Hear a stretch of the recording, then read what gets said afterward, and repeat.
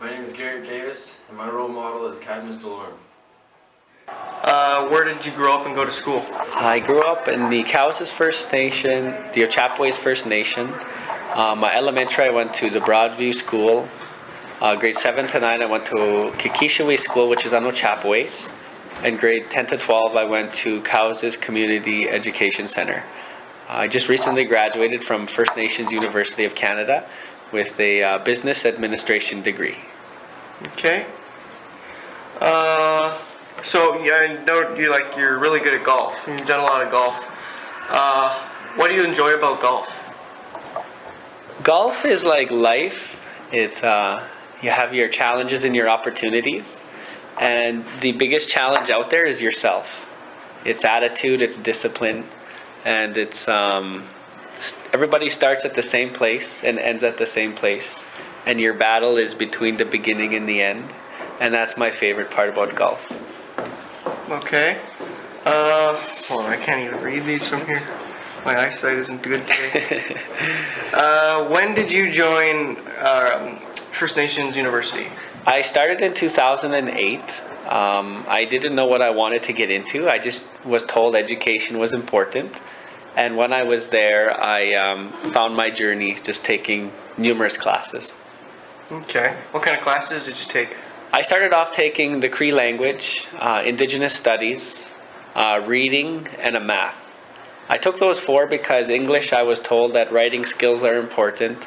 Math, I was told math, you have to know math. I took Cree because I'm a Cree, but I don't know my language that well, so I wanted to re-identify my language. And I took Indigenous studies because I wanted to rediscover myself as an Indigenous person. Okay. In your opinion, what is the most important aspect of First Nations University? I like the holistic learning environment. By holistic, I mean you think university is you show up, you go to class, and you leave. But university is not like that. There's before activities, after activities, there's groups, there's so many different things you can get into. And that's what university really I liked about it. And I like First Nations University because Indigenous knowledge is ingrained into all of those activities as well as in the classroom. So no matter what you're learning, you can always compare it to something within the Treaty 4 territory, within Canada, within North America, or within Indigenous peoples of a different continent. So it's you're never just learning about one thing. That's what I like about it. Okay. So you recently said you graduated, so what are you planning to do in the future? I want to help my people, and by my people I mean all people who live in the Treaty 4 territory. I want to make sure that we have freedom of speech, that we whatever our dreams and goals are, that we have the resources to succeed at those. That's something I want to do. I also want to exercise my business. I like being a venturist. I want to take something from an idea and turn it into an actual something that you can profit from and sell it. And then I'll do it over and over and over. So something to do with consulting, but mostly to give back to communities, give back to towns, give back to cities. So that's what I hope to do, but not one specific thing. Or become a pro golfer, whatever comes first. So what's your personal motivation? My motivation comes from many different... my number one motivation is my family. I grew up with such a great family that they motivate me. My parents, my nephews, my nieces, my siblings, my koka, my mushum. So that's where I get my motivation. But I get my motivation also from the youth. I enjoy talking to younger people because, the conversations, you never know where they're going to go.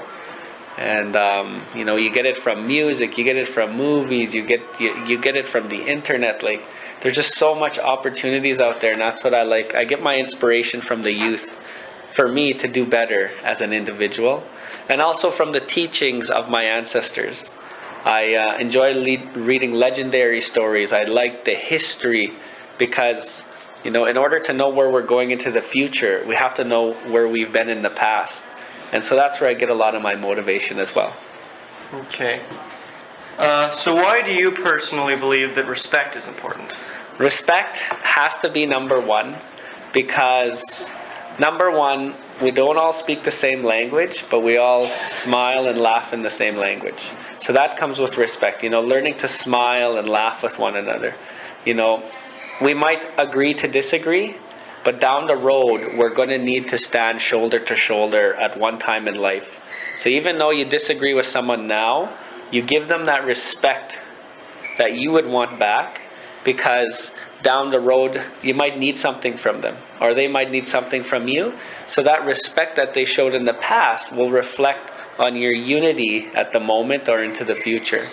And once we all get along, this world becomes a better place, because there's so many challenges in this world already.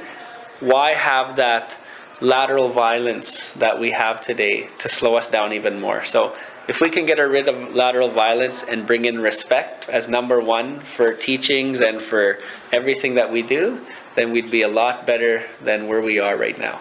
Okay. What are the best ways to show respect?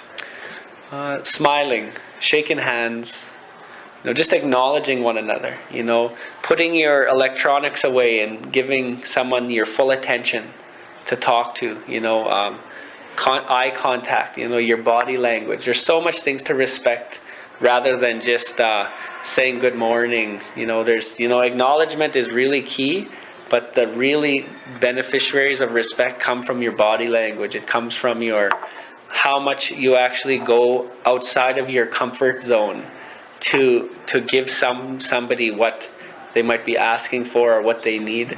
The way that I like to give respect is I take someone's idea who might be a little shy, who might need that little encouragement, and I make them believe in themselves and take that idea so they got a goal in life. That's the way I like to show respect, is I listen to people and I help them achieve their idea in their mind. Okay.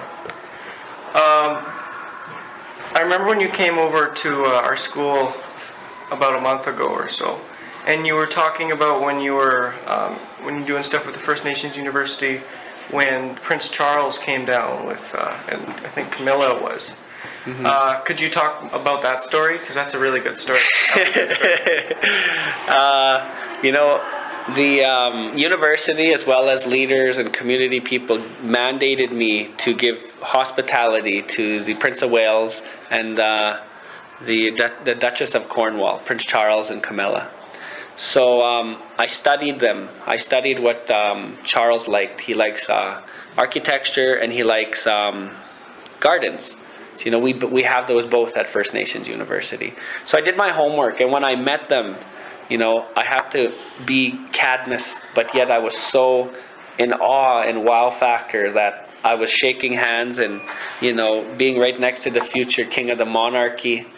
So I had to really ground myself. But my whole 22 minutes that I spent with them, I showed them hospitality.